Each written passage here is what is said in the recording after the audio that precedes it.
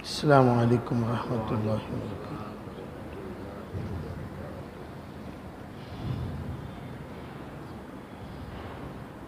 الحمد للہ رب العالمین،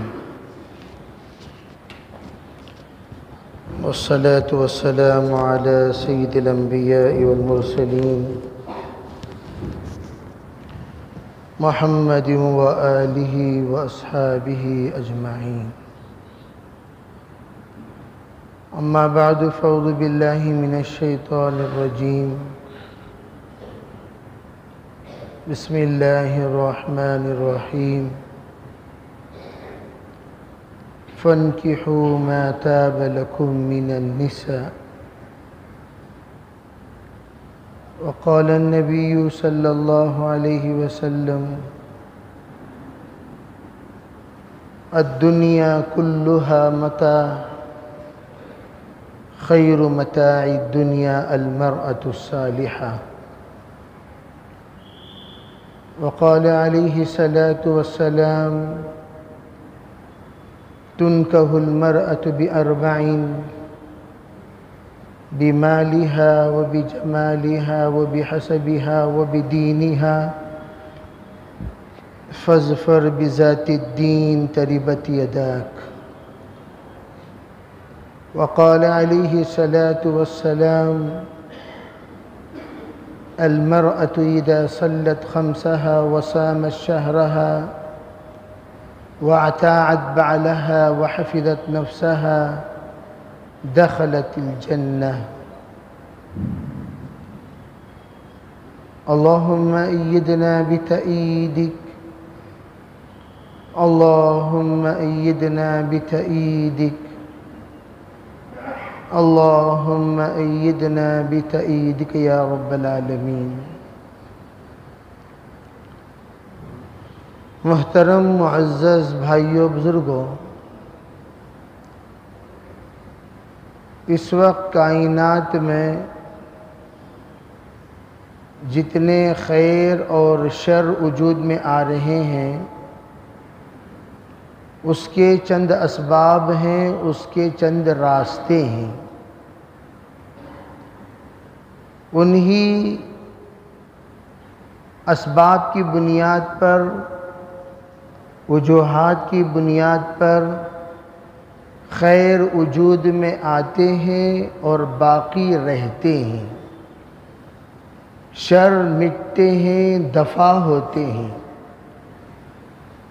ان اسباب کا جب لحاظ نہیں رکھا گیا تو شر وجود میں آتے ہیں، باقی رہ جاتے ہیں، زندگی میں بھی پریشان کرتے ہیں اور مرنے کے بعد بھی ہمیں ہر اعتبار سے مصیبت کا سامنا کرنا پڑتا ہے۔ اسی لیے فرمایا کہ آدمی کو چاہیے کہ خیر اور شر ان دونوں کی پہچان ہونی چاہیے۔ اگر خیر کی پہچان نہیں ہوگا تو خیر اپنائے گا کیسے؟ شر کو نہیں جانے گا تو شر کو دور کرے گا کیسے؟ شر اور خیر ان دونوں کی پہچان ایک ایمان کرتا ہے، ایک ان دونوں کی پہچان مسلمان کرتا ہے۔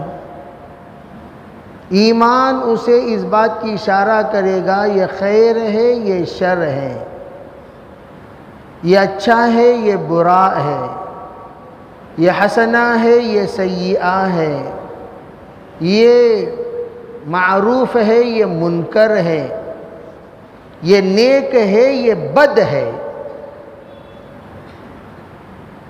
جب اس کا ایمان اتنا پاور کا نہ ہو جو اس کو خیر و شر کی خبر نہ دیتا ہو، اچھی اور برائی کی اطلاع نہ دیتا ہو، صحیح اور غلط کی پہچان نہ کراتا ہو، اور اس کے اندر تمیز کرنے کی استعداد نہ ہو، تو ایسے موقع پر اسے کسی ایسے ہمدرد رہبر اور رہنما کی ضرورت پڑتی ہے جو ان کو یہ بتائے جناب یہ اچھا ہے اس کو اپنایا کرو، یہ بری ہے اس سے بچا کرو، یہ خیر ہے اس میں آگے بڑھا کرو، یہ شر ہے اس سے اپنے آپ کو روکا کرو، یہ نیک ہے اس میں تم لگ جاؤ، یہ بد ہے اس سے تم رک جاؤ،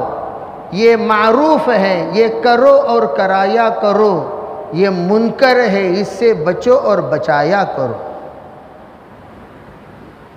تو ایک رہبر جو اس کی وقتاً فوقتاً رہبری کرتا رہے، رہنمائی کرتا رہے، راستہ بتاتا رہے اور اس کو یہ کہتا رہے ارے بھائی ذرا ہوشیاری سے، ارے بھائی ذرا دھیمے سے، ارے بھائی ذرا رک کر، ارے بھائی ذرا جھک کر، تو یہ جو رہبر وہ راستے کی طرف لے جائے گا۔ اس وقت سب سے بڑی مصیبت یہ ہے نہ ہمارے ایمان میں اتنا پاور ہے کہ وہ صحیح راستہ بتا سکے، نہ ہمارا کوئی رہبر ہے جو صحیح راہ دکھا سکے، نہ ہم خود اپنے ایمان کو اتنا پاور والا بنانے کی کوشش کرتے ہیں اور نہ ہم خود اپنا کوئی رہبر بنانے کو تیار ہیں۔ بعض لوگوں نے اپنا رہبر منتخب کیا ضرور، لیکن وہ رہبر رہبری کا قابل نہیں ہے۔ جو خود نیکی کو نیکی نہیں سمجھتا وہ نیکی پر چلائے گا کیا؟ جو خود بدی کو بد نہیں سمجھتا وہ بدی سے روکے گا کیا؟ جو سنت نہیں جانتا وہ سنت پر چلے گا کیا؟ وہ امت کو دعوت دے گا کیا؟ جو بدعت کو بدعت نہیں سمجھتا وہ بدعت سے خود رکے گا کیا اور بدعت سے بچائے گا کیا؟ اور ایسے جاہل رہبروں کو ہم نے اپنا رہبر بنا لیا، ہم بھی ڈوبیں گے صنم سب کو لے کے ڈوبیں گے، جس کی وجہ سے گھر جہنم بن گیا، گھر کا ایک فرد ہر فرد نافرمان بن گیا، گناہ کو گناہ سمجھ کر کرنے کی استعداد نہ رہا، بد کو بد سمجھ کر نہ رکنے کا استعداد رہا نہ روکنے کا استعداد رہا۔ اب جب پورا گھرانہ بدی میں مبتلا ہے، اب اس بدی سے روکے گا کون؟ جب رہبر بھی مبتلا ہے، رہنما بھی مبتلا ہے، امام بھی مبتلا ہے، مقتدی بھی مبتلا ہے، امیر بھی مبتلا ہے، غریب بھی مبتلا ہے، پیش امام بھی مبتلا ہے، مقتدی بھی مبتلا ہے، جب مقرر بھی مبتلا ہے، سامعین بھی مبتلا ہے، جب کہنے والا بھی مبتلا ہے، سننے والا بھی مبتلا ہے، لا محالہ ہم بھی ڈوبیں گے صنم سب کو لے کے ڈوبیں گے۔ حضور اقدس صلی اللہ علیہ وسلم نے سب سے پہلے ایمان کا دیا جلایا تمام صحابہ کرام کے دلوں میں، اور جلانے کے بعد سرکار نے کہا کیا؟ کونو مصابیح الہدی، کونو مصابیح الہدی، کونو مصابیح الہدی۔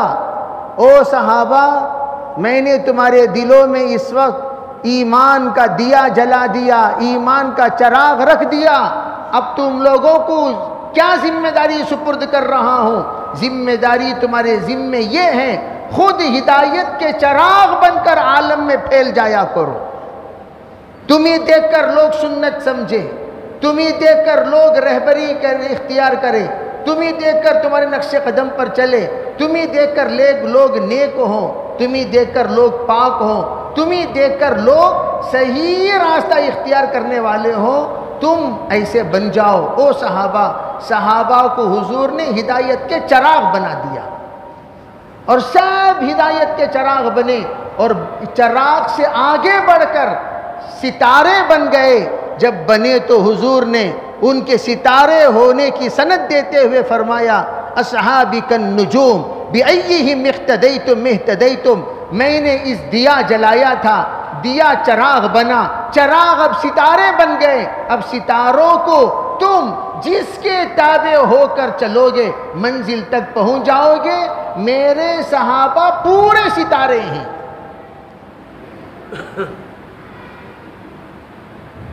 اب ہم لوگ بھی ہیں، لمحے فکریہ، لمحے فکریہ، میں سب کو سوچنے پر دعوت دیتا ہوں، سوچنے کی دعوت دیتا ہوں، سوچنے پر مجبور کر رہا ہوں۔ ذرا سوچو، ہم بھی اپنے خاندان میں کچھ نہ کچھ تو ہیں، کوئی بیٹا ہے، کوئی باپ ہے، کوئی چچا ہے، کوئی تایا ہے، کوئی نانا ہے، کوئی دادا ہے، کوئی بڑا ہے، کوئی چھوٹا ہے۔ تم نے تمہارے خاندان کو کیا کیا؟ تمہارا خاندان تو دور کی بات، اپنے آپ کو کیا کیا؟ کیا صحیح پر چل رہے ہو؟ برائی سے رک رہے ہو؟ خود تباہ ہوئے، سب کو تباہ کر رہے ہیں۔ میں بھی سنتوں سے دور ہو گیا، تم بھی دور ہو جاؤ۔ میں بھی نفسانیت پر چل رہا ہوں، تم بھی چلو۔ میں بھی منمانی کر رہا ہوں، تم بھی کرو۔ میں بھی کسی کی نہیں مانتا، تم بھی کسی کی مت مانا کرو۔ میں بھی آزاد پرندہ ہوں، تم بھی آزاد پرندہ بن جاؤ۔ میں بھی فریڈم لائف گزارتا ہوں، تم بھی فریڈم لائف گزارو۔ میں بھی من چلن ہوں، تم بھی من چلن بنو۔ میں بھی من پسند ہوں، تم بھی من پسند بنو۔ میرا بھی راستہ الگ ہے، تم سب اپنا اپنا راستہ الگ الگ بنا لو۔ اس کو ہم نے تربیت اور فخر بھی کر رہے ہیں لوگ۔ میرے بچوں کا راستہ سب الگ الگ ہیں، مجھے کبھی انہوں نے تکلیف نہیں دی ہے۔ میں نے ان سے کہہ دیا بھئی جیسا چاہے زندگی تم اپنا لو، ہر ایک اپنے اپنی زندگی اپنا لیا، مجھے آزاد کر دیا۔ پھر تو باپ کہاں رہا؟ تو باپ کہاں رہا؟ باپ تو معلم ہوتا ہے، باپ مربی ہوتا ہے، باپ مشفق ہوتا ہے، باپ رہبر ہوتا ہے، باپ سب سے پہلا استاد ہوتا ہے، اور باپ سب سے پہلا آئیڈیل ہوتا ہے۔ تو باپ کہاں بنا؟ یہ الگ چیز ہے۔ پہلے باپ بنو، بعد میں دوست بنو۔ پہلی ذمہ داری تمہاری باپ بننے کی کب تک؟ جب تک کہ کھندے کو تمہارا بیٹا نہ لگے، تب تک تمہاری ذمہ داری ہے، باپ کی ذمہ داری ادا کرو۔ جب کھندے کو لگ جائیں، اب نیک اور بہترین دوست کی ذمہ داری ادا کرو۔ اور ہم لوگ بچپن ہی سے دوست کا درجہ، باپ کا درجہ تو چھوڑ دیے، دوست کا درجہ اختیار کر لیا، جس کا نتیجہ آج بھگت رہے ہیں، جس کا نتیجہ آج بھگت رہے ہیں۔ ہر بیٹا باپ کو دباتا ہے، ہر بیٹا باپ کو دبا دے، چپ کے میں بولتا ہوں، تم نہ معلوم ہے، چپ کے بیٹھو با۔ 99% سب کے ساتھ ہو رہا ہے، تم نے معلوم نہیں، چپ کے بیٹھو با۔ باپ ہے، ہاں ہے، آئیں گے نہیں، ان کا کیا بھی نہیں ہے، بولو کیا بولنا بولو۔ باپ ہے بھائی، ہاں ہے، کیا بھائی آپ کے ذمہ دار ہیں، بلائیے، نہیں نہیں نہیں، ان کا کچھ نہیں چلتا، بولیے جو بولنا مجھ سے بولیے۔ یہ ہے ہماری تربیت کا انجام۔ میں تو ہمیشہ کہا کرتا ہوں، باپ بننے سے پہلے باپ بننا سیکھو۔ باپ بننا کمال نہیں، اچھا باپ بننا کمال۔ بیٹا بننا کمال نہیں، نیک اور فرما بردار بیٹا بننا کمال۔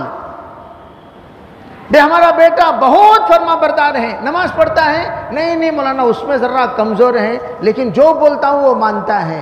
کیا بولے آپ؟ امریکہ جابا چلا گیا، آسٹریلیا جابا چلا گیا، ہنی مون کے لیے یہاں جابا وہاں جابا چلا گیا، تو فرما بردار۔ شادی کس نے کرائی؟ نہیں، شادی اس کی ایک گرل فرینڈ تھی، اگر کہا ابا تمہیں بولے تو میں اسے شادی کر لیتا ہوں، میں نے کہا کر لے با، کر لیا۔ مجھے پوچھ کو کریا مولانا، تم نہ پوچھ کو کریا جی، تم نہ پوچھ کو چنیا، میں اسے منتخب کروں کیا؟ چننا تو منمانی سے ہوا، اسے فرما بردار اولاد قرار دیتے ہیں آپ. واہ. اور تسلی دل کو، میرا بچہ مجھے کہاں با میں آؤ کو فلاں جگہ بک کرنا چاہ رہا ہوں. کیا با؟ ہاں کرو با. کہاں؟ پیلس میں. وہ کرو کرو کرو. پیسہ جو ہوگا وہ خدمت وہ ہم کریں گے.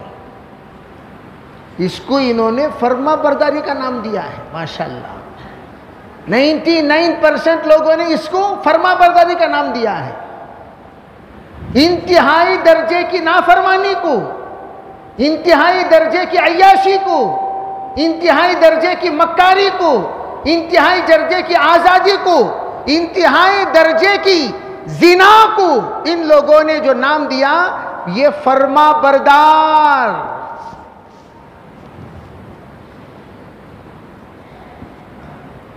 تو ایک صاحب تو کہنے لگے مولانا ہم لوگ بچوں سے کہتے ہیں ہر اعتبار سے مطمئن ہونے کے بعد شادی کرو.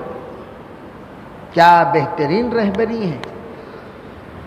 ہر اعتبار سے مطمئن ہونے کے بعد شادی کرو. بھائی پہلے دیکھ لو کتنے سال بھی دیکھے تمہارا بیٹا بھی تمہاری بہو کتنے سال. 8 سال آپس میں میریج لائف میں کیا ہم دونوں سیٹ ہو سکتے ہیں؟ اس کا ان لوگوں نے پریکٹس کیا. پریکٹیکل پریکٹس سیمپل لائف گزار کر دیکھے کیا ہم دونوں میریج لائف میں ایک بندھن میں بندھے جا سکتے ہیں کہ نہیں جا سکتے؟ ہاں بندھے جا سکتے ہیں. جب 8 سال پریکٹس کرنے کے بعد جب اس کے دل کو لگا ہاں، اس کے دل کو لگا ہاں، تو دونوں نے پھر ہاں کہا نکاح کی مجلس میں. کتنے سال بعد دیں؟ کتنی اچھی تربیت. ماشاءاللہ ماشاءاللہ ماشاءاللہ. فخر سے. اور اس کے اوپر یہ بھی ایک ہمیں 3 مسجدوں کے صدر مولانا بہت اچھا، جوتے مارنے کے قابل ہیں آپ. 3 مسجدوں کے صدر ضرور ہیں لیکن جوتے کھانے کے قابل ہیں. 4 مسجدوں کے سیکریٹری ضرور ہیں لیکن وغلدان بنانے کے قابل ہیں. ایسے نالائق لوگوں کو مسجدوں کے ذمہ دار بنایا جائے گا تو پھر امت کہاں سے سدھرے گی؟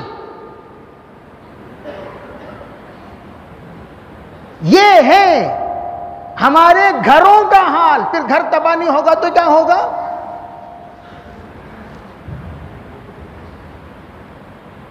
میرے عزیز بھائیوں، اللہ کے واسطے بزدلی ختم کرو.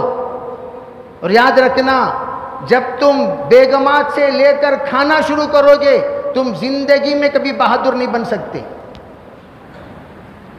زندگی میں کبھی نہیں. جوڑے کا پیسہ لینا، گھوڑے کا پیسہ لینا، جہیز میں مانگ کر لینا، اور جو لیتا ہے وہ بولتا نہیں ہے. ہمیشہ یاد رکھو بولتا وہی ہے جو لیتا نہیں ہے. لے لیا تو منہ بند. مشت کو بیٹھو جی قصہ ختم. ذرا مشت بیٹھو قصہ ختم. کیوں؟ اس لیے کہ وہ تو لیا ہوا ہے. جس کا کھاتا ہے اسی کا گاتا ہے. یہ زندگی نہیں. مسنون زندگی سیکھو، شرعی زندگی سیکھو، اسلامی زندگی سیکھو. پہلے خود سیکھو بعد میں بچوں کو سکھاؤ. پھر دیکھو گھر کیسا جنت بنتا ہے. تم رہو گے امیر آخری سانس تک. کیا مجال کہ تمہارے ہوتے ہوئے گھر کے اندر کوئی پرندہ پر مار دے، کوئی چرندہ آ کر چر دے، کوئی بیٹا نافرمانی کر دے، کوئی بہو تمہارے بات کے اوپر منہ چڑھ کر جواب دے، کوئی ماں اپنے فیصلے کو حتمی فیصلہ سمجھے. نہیں، تمہارا بول آخری بول ہوگا، تمہارا فیصلہ آخری فیصلہ ہوگا، تمہاری سمجھ آخری سمجھ ہوگی، تمہاری فکر آخری فکر ہے، تمہارا جذبہ آخری جذبہ ہے، تمہاری سوچ آخری سوچ ہے. تم جو کہو گے تمہارے گھر میں وہ چلے گا. جو گھر کا امیر نہیں بن سکا وہ دوسروں کا امیر کیا بنے گا؟ تمہارے ہاتھ میں باغ ڈور ہونی چاہیے. اسے کہتے ہیں اسلامی معاشرہ. اسے کہتے ہیں اسلامی معاشرہ. حضور جب تک تھے حضور کے بعد خاندان کا ذمہ دار حضور نے علی کو بنایا رضی اللہ تعالی عنہ. تو حضرت علی فیصل تھے پورے خاندان کے. من کنت مولا علی مولا. کہا میں جن جن کا اس وقت مولا ہوں، ذمہ دار ہوں، امیر ہوں، رہبر ہوں، میرے بعد علی ان کے رہبر ہوں گے، علی ان کے ذمہ دار ہوں گے. خاندان کے اعتبار سے حضور نے یہ ارشاد فرمایا تھا، میرے بعد میں اپنی ذمہ داری علی کے سپرد کر رہا ہوں. کیوں؟ اس لیے کہ میرے بعد صدیق اکبر ہیں خاندان میں لیکن خسر ہیں، وہ عمر فاروق ہیں لیکن خسر ہیں، عثمان غنی ہیں داماد ہیں لیکن نرم ہیں. علی میرے خاندان کے، میرے چچزاد بھائی، میری چہیتی بیٹی کے چہیتے داماد، اور ایک طرف ان کا ننیال سے بھی رشتہ ہے، ددیال سے بھی رشتہ ہے، دونوں اعتبار سے رشتہ ہے. اور علی میرے خاندان کے اعتبار سے میرے نسلوں کے وارث ہیں. اب خاندان کے ذمہ دار کون ہوگا؟ من کنت مولا علی مولا. یہ ہے اصل مطلب. اس کا مطلب یہ نہیں کہ پوری ذمہ داری علی کے ذمہ ہے، پوری حکومت کی، پوری سیاست کی، پورے مدینے کی، پورے سلطنت کی. یہ نہیں کہا حضور نے. خاندان کے اعتبار سے میرے بعد ذمہ دار علی ہوں گے.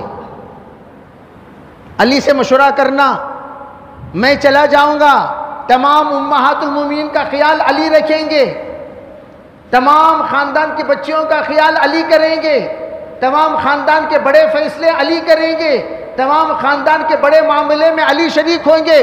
میرے درجے پر علی بیٹھ کر بات کریں گے، خاندان کا جو بھی معاملہ آئے گا. یہ ذمہ داری حضور نے حضرت علی کو سپرد کی.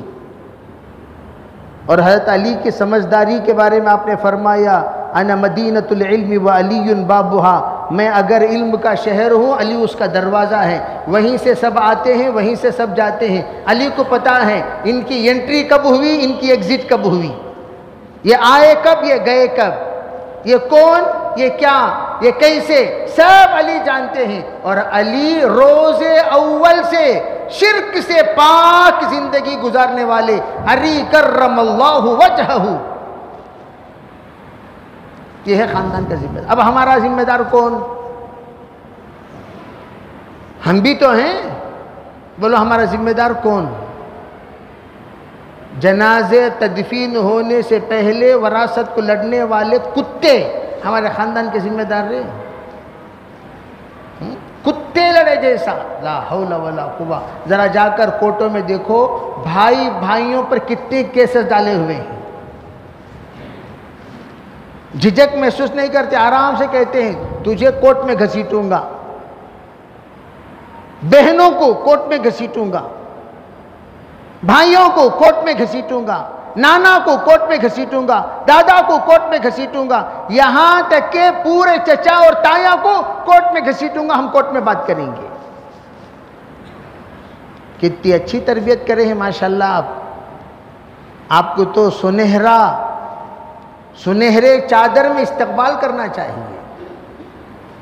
یہ آپ کی دی ہوئی بچپن کی آزادی ہے جو بچپن میں بھگت رہے ہو. آپ کی دی ہوئی بچپن کی آزادی ہے جو بچپن میں بھگت رہے ہو. میرے عزیز بھائیوں، اللہ کے واسطے ایسی بے فکری زندگی ختم کرو.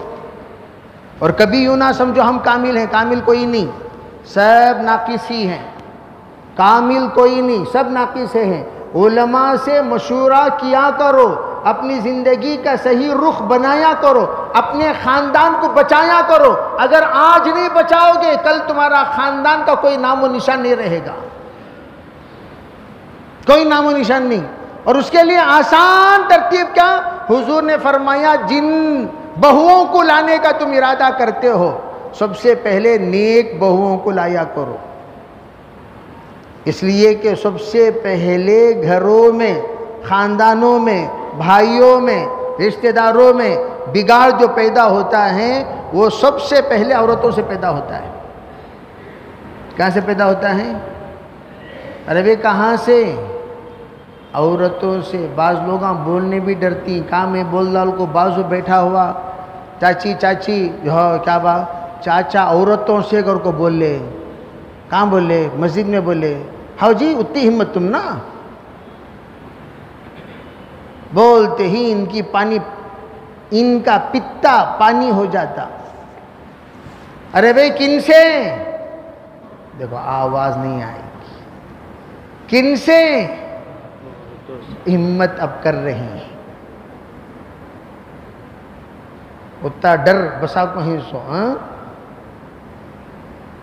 منہ ہلائے جمعہ پڑھ کو تم نہ دیکھ لے. تو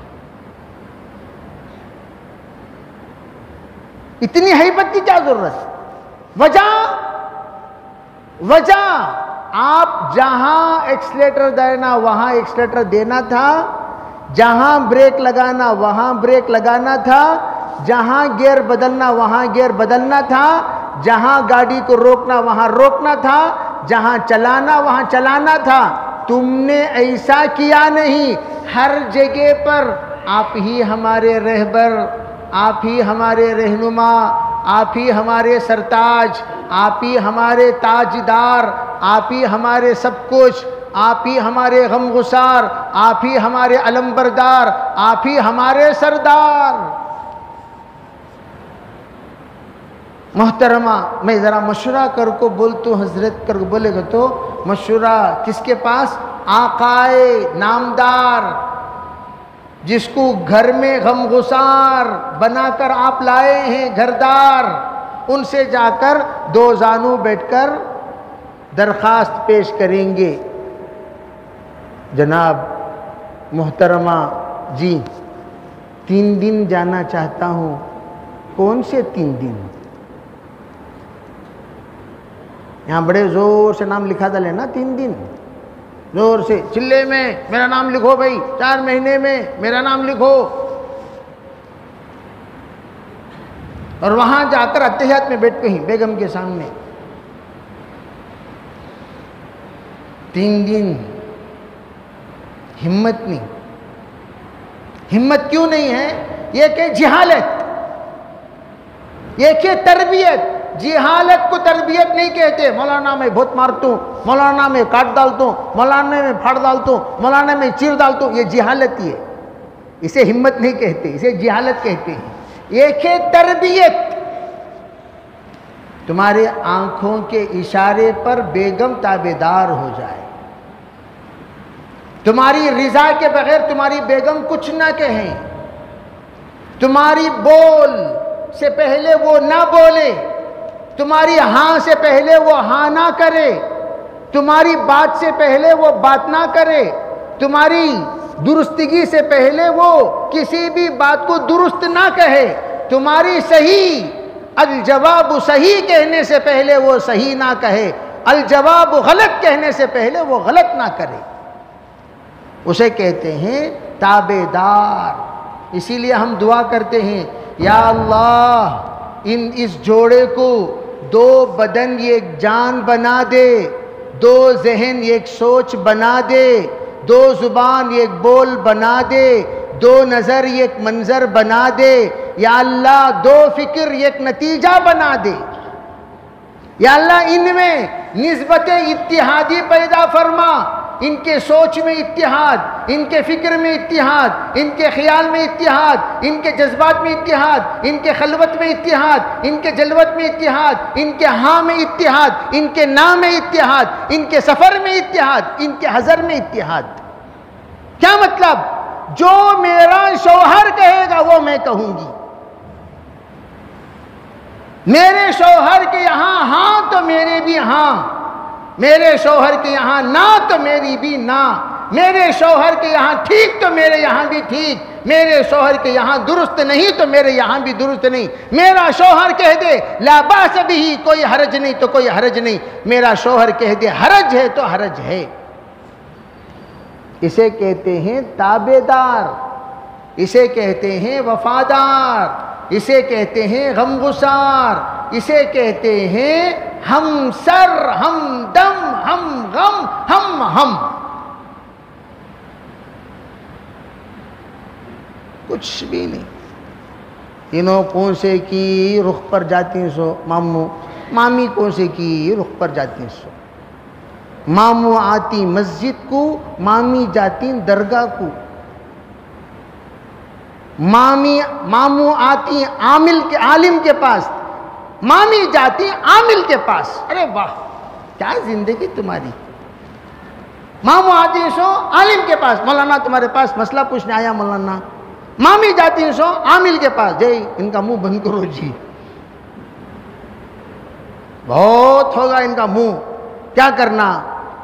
میرا داماد بہت اڑ رہا، اس کا منہ بند کرو، میری بہو بہت اڑ رہی، اس کے دم کاٹ ڈالو، ایک کام کرو ماں جی، تمہارے داماد کی بنین لے کے آؤ، تمہارے بہو کے بالان لے کے آؤ، کیا جی یہ سب کام ہے؟ ماموں یہاں آ کر مولانا جی ہمارے گھر کی اتحاد اتفاق کے واسطے ذرا دعا کرو مولانا، کیا طبی سنت والا عمل رہا تو بولو مولانا، مولانا کیا کیا نمازاں پڑھنا بولو مولانا، کیا کیا ذکر کرنا بولو۔ ماموں یہاں، مامی ہاں، ماموں آتی مرکز کو، مامی جاتی جھنڈے کے پاس، ماموں یہاں گشت میں ملاقاتوں میں عمومی باتوں میں بیٹھ کو ہی سو، مامی جھنڈے کے پاس کھڑ جا کو، خواجہ کا جھنڈا، چھٹی کا جھنڈا، قطب مینار کا جھنڈا، لال قلعہ کا جھنڈا، ہری مسجد کا جھنڈا، بالکل پورے جھنڈوں کو سجدہ مارے سو مارے، مارے سو مارے، تبرکاں لائے سو لائے، خوش۔ ادھر عورتاں لکم دینکم، مرداں ولی دین، لکم دینکم ولی دین، یہ کیا؟ ارے بھائی زندگی کو صحیح رخ پر لانے کے لیے صحیح لوگوں کی رہبری لو، غلط لوگ آئیں گے غلط راستہ بتائیں گے، صحیح لوگ آئیں گے۔ حضور حضرت لقمان حکیم نے بیٹے کو نصیحت کیا، بیٹا سن، تیرا لقمہ کوئی کمینہ نہ کھائے، تیرے گھر میں ہاتھ نیک لوگ دھوئے۔ ہمارے گھر میں آ کر کونتے بھی ہاتھ دھو رہی گو تو انہوں کون سے آدمی بول کو دیکھ لینا، دلندراں، لوفراں، کمینے، رزیلاں، کتے دسترخوان میں بیٹھ کو کھا رہی سو۔ ہمارے ہر وقت دسترخوان بچتا مولانا، ٹھیک ہے، کون بھی دسترخوان میں دیکھے تو پورے جنگل کے جانوراں بیٹھ کو ہی، انہوں اس کیا تمہارے مہمان نا، ہاں ہاں، کون ذرا دکھاؤ صورت، ماشاءاللہ ماشاءاللہ۔ ان لوگوں سے تو شیطان بھی پناہ مانگتا نا بھائی، ابلیس بھی پناہ مانگتا نا، ویسے مقدس بڑے بڑے ہستیاں کو لاکو بٹھائے ہیں ماشاءاللہ، کتنے نیک لوگ آئیں، اور ایک بیچارہ غریب آنکھ کو بیٹھ کو ہی، کون بھی آپ کے دسترخوان پر دیکھے، ارے ماشاءاللہ حفاظ قرآن، علماء دین، اللہ کے راستے کے مہمان، نیک لوگ، تہجد گزار، ذاکرین، شاکرین، متفکرین، مبلغین، علماء، محدثین، فقہاء، دسترخوان پر یہاں غریب کے وہ، امیر کے پورے وہ۔ جس دسترخوان پر 4 لوگ بیٹھے، اللہ کبھی اس دسترخوان کا حساب نہیں لیتا۔ ایک مسافر، نمبر 2 یتیم بیوہ، نمبر 3 طالب علم علماء، نمبر 4 فقراء والمساکین۔ میرے عزیز بھائیوں، اس لیے عاجزانہ گزارش، گھر کا پہلے اسکیننگ لو، سب کو ایم آر آئی کراؤ، کون سا ایم آر آئی؟ میڈیکل ایم آر آئی نہیں، استخارہ کا ایم آر آئی، یا اللہ اسے کیسا سدھارنا، میرا بڑا بیٹا آوارہ ہو گیا، میرا دوسرا بیٹا انہیں ایک ٹیم میں جا کو جم گیا، میرا تیسرا بیٹے کا یہ حال، میری بہو کا وہ حال۔ ان لوگوں کی اصلاح کہاں ہوگی، کب ہوگی، کیسے ہوگی؟ استخارہ کرو من جانب اللہ۔ 3 دن 11 دن میں اللہ کے رسول علیہ السلام صحابہ کو استخارے کی دعا ایسے سکھاتے تھے جیسے قرآن پاک کی سورت سکھاتے ہوں۔ استخارہ کرو، اللہ سے پوچھو، اللہ کی رہبری ہوگی، کہاں تمہاری کامیابی ہے وہاں جاؤ، مشورہ کرو، اپنی زندگی کا رخ بدلو، انشاءاللہ اللہ تمہارے گھر کو جنت بنائے گا، اور تمہارے گھر میں سکون، راحت، عافیت، برکت اور ہر طرح کا خیر متوجہ ہوگا۔ اللہ ہم میں سریوں کو عمل کی توفیق عطا فرمائے۔ وآخر دعوانا الحمدللہ رب العالمین۔